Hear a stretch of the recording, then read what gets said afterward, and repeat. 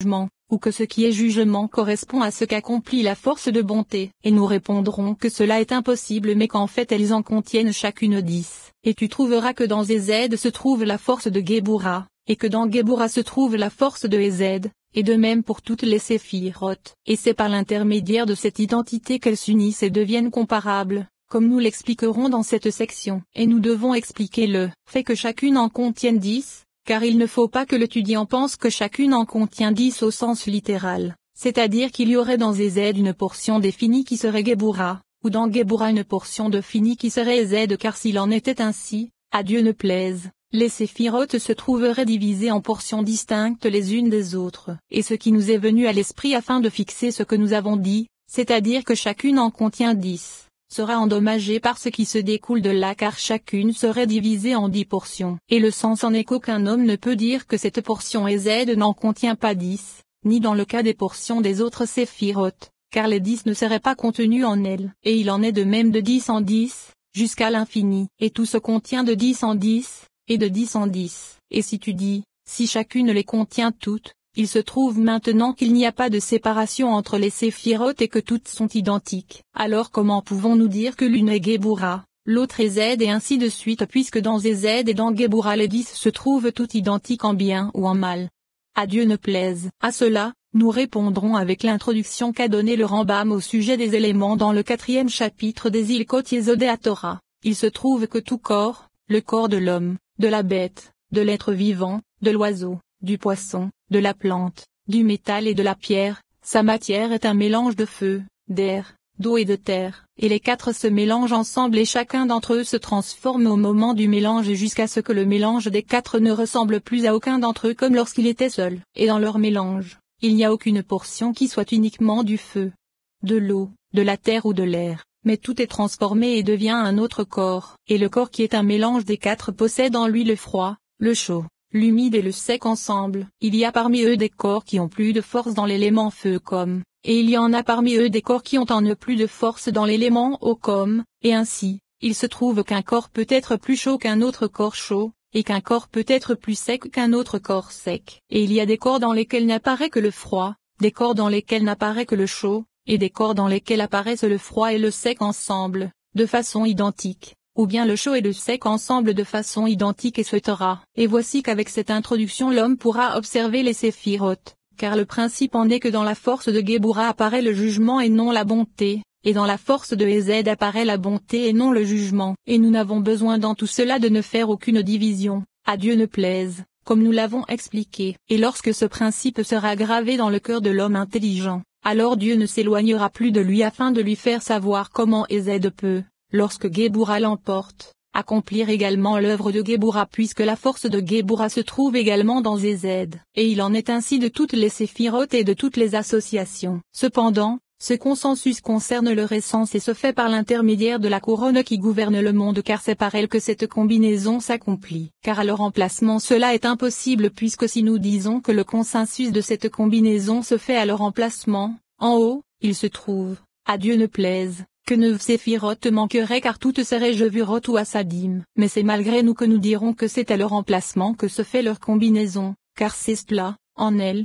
qu'il les fit émaner. La vérité c'est que sa propagation qui vient accomplir telle ou telle action par l'intermédiaire des Jevurot qui sont dans chaque séphira, ou par l'intermédiaire des Assadim qui se trouvent en elle, comme nous l'avons expliqué dans le 5e chapitre de la section sur les canaux. En vérité, il est absolument impossible qu'elle se transforme en Din et Géboura ou en Ezed si ce n'est par l'intermédiaire de Malkout. Et cela est précisé dans les paroles du Rashbi, qu'il repose en paix, que nous avons rapportées et qui disent, et en elle étaient contenues toutes les séphirotes qui furent appelées Assadim et Setera. L'explication en est qu'avant elles étaient contenues dans la pierre qu'est Malkout et alors elles étaient appelées Assadim, Jevurot ou Rachamim. Et ceci indique qu'elles en contiennent chacune 10. Selon ce qu'a dit le Rashbi dans le Sefer Atikunim car il n'y a aucune séphira qui ne soit contenue dans les 10, chacune avec son gouvernement. Ceci est explicite, et il est précisé avec son gouvernement. Explication, car son gouvernement augmente et son œuvre s'accomplit comme nous l'avons expliqué. Et maintenant, après avoir expliqué le fait qu'elles en contiennent 10, nous avons voulu expliquer le sujet de la révélation des 10 dans chacune d'entre elles, car ceci est une chose merveilleuse. Le sujet en est outre le fait qu'elles en contiennent 10, selon ce que nous avons expliqué, Cette contenance n'est jamais ni déficiente ni excédente, tout comme il est impossible que les séphirotes soient 11 ou 9, et il en est même de leur contenance. En vérité, il existe un sujet plus important que cela et qui est d'un grand bien, et c'est que chacune d'elles se révèle et est contenue dans toutes les autres, comme si l'on disait que les 10 séphirotes qui se trouvent dans l'une apparaissent par le fait qu'elle reçoit des 10 et qu'elle éclaire les 10. C'est-à-dire que Keter en contient 10 par le fait qu'elle s'unit aux 10 afin qu'elle en éclaire 9 et que ces 9 l'éclairent, et c'est en fonction des faces de Keter que les 10 l'éclairent, et il en est de même pour Okma et Bina, afin que Bina prodigue aux 7 inférieurs car ces 7 sont contenus en elle et elle est contenue dans ces 7, et les 2 supérieurs l'éclairent et sont contenus en elle, ainsi cela donne 9, et de plus, ces faces l'éclairent elles-mêmes, cela donne 10, et il en est ainsi pour toutes les séphirotes. Ainsi, 10 séphirotes apparaissent dans chacune d'elles, et c'est une éminente réalité provenant du sujet de la contenance enseignée précédemment. Et il se trouve que cette réalité est d'habitude assignée à Malkout, comme nous l'avons expliqué dans la section sur 10 et non 9.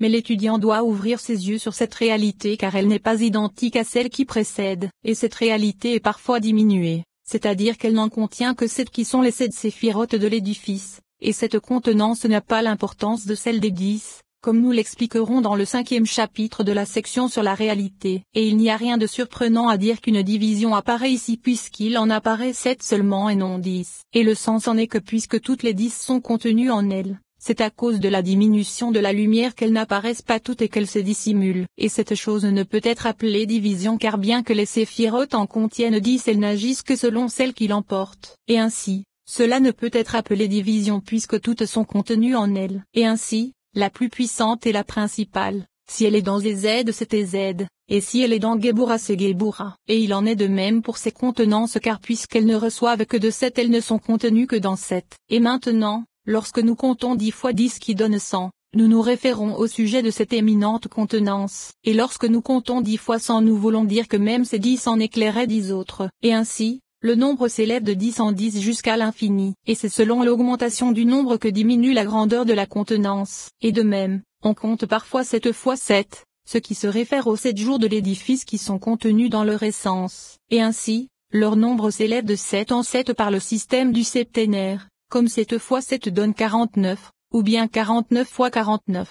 Et on réunit parfois les deux nombres en disant que les 7 inférieurs sont contenus dans les 10. Et maintenant, 7 fois 10 donne 70, ou 700, le tout selon la puissance de la contenance, comme nous l'avons expliqué. Et il y en a un autre aspect lorsque nous disons que les 10 séphirotes en contiennent 7, car alors leur nombre et leur contenance s'élèvent aux mêmes valeurs que les précédentes. En vérité, cela se réfère plus à Rachamim puisque c'est dans cet attribut que sont révélées les 3 premières elles-mêmes, ce qui n'est pas le cas de l'aspect précédent qui n'est révélé que dans les inférieurs. Et cela est explicite, et tous ces aspects ainsi que leur contenance et leur explication apparaissent dans le Zohar, dans les Tikkunim et dans les paroles des commentateurs. Et puisque ces paroles sont dispersées ci et là, il nous est difficile d'en apporter la preuve et nous n'avons fait que les résumer, car elles sont elles-mêmes consensuelles. De plus, les séphirotes en contiennent 10 sous un autre aspect, et c'est la réalité des séphirotes elles-mêmes. Et le sujet en est que c'est dans Keter que se révélèrent toutes les séphirotes au moment de la Tzilut, comme nous l'avons expliqué dans la section sur la Tzilut. Et voici que c'est pour cela qu'il est nécessaire que leur réalité se trouve là, comme nous en expliquerons le sujet dans la section sur la réalité. Et voici que ces 9 sont des existences spirituelles et fines provenant de son essence qui se révèlent en bas, à tel point qu'elles sont des racines. Et le canal qui se trouve en elles prodigue la vie à leur réalité inférieure. Et lorsqu'elles émanèrent dans Zokma la réalité de 8 séphirotes y resta également. Et la réalité de la Keter suprême émana en elle afin qu'elles ne fussent pas 9, à Dieu ne plaise. Et il est également nécessaire qu'il en soit ainsi car c'est par son l'intermédiaire que la Tzilut émana. Ainsi, la réalité des 10 se trouve dans Zokma mais par exactement comme les réalités qui se trouvent dans Keter car dans Keter elles sont plus fines. De plus, les 9 en haut furent une source pour les 9 inférieurs, ce qui n'est pas le cas dans Zokma car 8 sont une source pour les 8 inférieurs. Et au contraire la source principale de Keter c'est la réalité des séphirotes supérieures qui s'achèvent au-dessus d'elle, il s'agit d'une branche et elle la nécessite. De même, 7 émanèrent dans Bina, et ces 7 sont des racines pour les 7 inférieurs mais ne sont pas comme les racines qui se trouvent dans Zokma. Et de plus, dans Zokma il y avait 8 racines pour les 8, et dans Bina 7 racines pour les 7. Et là, les 2 supérieurs avaient totalement émané. D'autre part, puisque c'est grâce à elles que se fit le principe de la Tzilut, car c'est de leur force qu'en émanèrent 7 en elles, c'est pourquoi leur réalité resta là. Et il en est de même pour toutes les séphirotes car toutes se trouvent dans chacune. Et c'est un autre sujet que la réalité même de la séphira dans les autres séphirotes. Et il se trouve que toutes les séphirotes ont un aspect vis-à-vis de chacune. Et Malkout se distingue de toutes les autres, car elle a précisément une source dans chacune des séphirotes puisqu'elle est la dernière de toutes. Et c'est la signification du fait que sa réalité reste dans chaque degré des séphirotes, car c'est via les degrés que l'échelle descend. Et cela a été expliqué dans les Tikkunim, quand elle s'éleva depuis Keter, elle fut appelée couronne de Tiferet, quand elle s'éleva depuis la Hokma suprême qui est le commencement, elle fut désignée par son nom. Et quand elle s'éleva depuis Bina, elle fut désignée par son nom Tevuna. Et lorsqu'elle s'éleva depuis Ezed, elle fut appelée Esotora. Et de cette façon, il est expliqué ici dans les Tikkunim qu'elle apparut avec son nom selon ses aspects via les degrés de l'échelle qui descend, et selon les racines afin de présenter son élévation vers cet aspect désigné par son nom. Et nous expliquerons cette parole à l'endroit approprié, si Dieu nous prête vie. De plus, les séphirotes en contiennent 3 autres, et ce sont les 3 axes, l'axe de Ezed, l'axe de Din et l'axe de Rachamim. Et dans cet aspect, elle en contient 3, et elle en contient parfois 4 que sont Ezed, Gebura, Tiferet et Malkout qui sont 4 pieds de la Merkaba. Et ce sont précisément les 4 lettres du nom, car le Yod se trouve dans Ezed et le Vav dans Gebura, comme cela est expliqué de nombreuses fois dans les Tikkunim. Et ce sont également les faces de l'homme, du lion, du taureau et de l'aigle, comme cela sera expliqué dans la section sur les appellations. Et elle en contient parfois 5, Ezed, Gebura, Tiferet, Nezayod. Et le sens en est que c'est jusque-là qu'arriva la Tzilut, car Malkout et Yesod sont contenus dans Tiferet. Et lorsque l'on considère que les 5 mentionnés ci-dessus sont contenus dans 10, cela donne 50. Et de même, lorsque l'on considère que chacune d'elles en contient 5, cela donne 25. Et de plus, elles en contiennent parfois 6. Et ce sont les 6 extrémités contenues dans Tiferet. Et alors, elles sont chacune d'entre elles désignées par le nom de Vo. Et ce sont les 3 Vos supérieurs, Ezed, Gebura et Tiferet. Et ce sont Veïssa, Veïavo et Weyet, Vo, qui font et elles se trouvent également dans Netza, Od et Yesod, et avec ces 18 autres cela donne en tout 36. Et lorsqu'elles en contiennent 10, cela donne 60. Ces règles et leur organisation sont expliquées de nombreuses fois dans le Zohar Tt dans les Tikkunim, et nous en avons résumé le sujet dans ce chapitre afin que cela soit organisé pour l'étudiant vis-à-vis de tout ce qui lui est nécessaire. Chapitre 3. Après nous être intéressés dans les chapitres précédents au sujet de la contenance des séphirotes et de la gouvernance, nous allons y ajouter une explication concernant la nature de ce que les kabbalistes en ont atteint par la kabbale orale jusqu'à notre maître Moïse, qu'il repose en paix. La première séphira est celle qui émana en premier, et c'est la Keter suprême qui vis-à-vis des émanations se trouvant au-dessous d'elle n'a aucun manque ni déficit, et elle est miséricorde simple, sans aucun mélange de jugement. Ainsi, comment serait-il possible qu'elle en contienne 10 alors que la contenance indiquerait qu'elle possède en elle un côté Gebura qui est jugement? Or nous disons qu'elle est simple et sans aucun mélange de jugement. Et il est possible de répondre à cela de plusieurs façons. La première c'est qu'il n'est pas indiqué qu'elle contient Gebura dans son aspect de jugement, mais qu'elle contient Gebura dans son aspect d'abondance qui se trouve sous l'autorité de Gebura, comme nos sages de mémoire bénis l'ont dit, que quiconque désire s'enrichir se tourne vers le nord. Et cela se réfère à Gebura car c'est là que se trouve l'or. Et de même, il existe d'autres choses semblables qui sont miséricordes et proviennent de l'action de Gebura,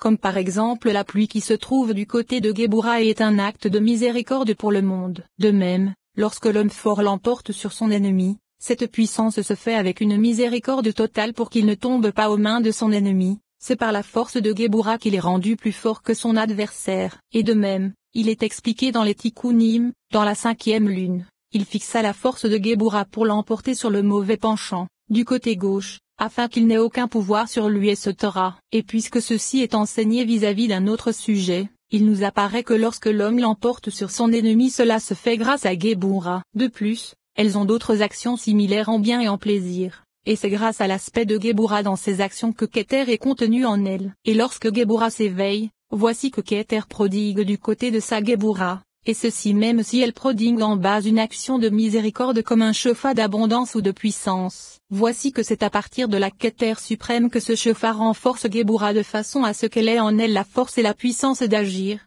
bien que cela se rapporte à Keter de façon accidentelle car le principe de son chauffard est dirigé en direction de la miséricorde dans Gebura. une chose trouve son identique, et c'est grâce à elle que Gebo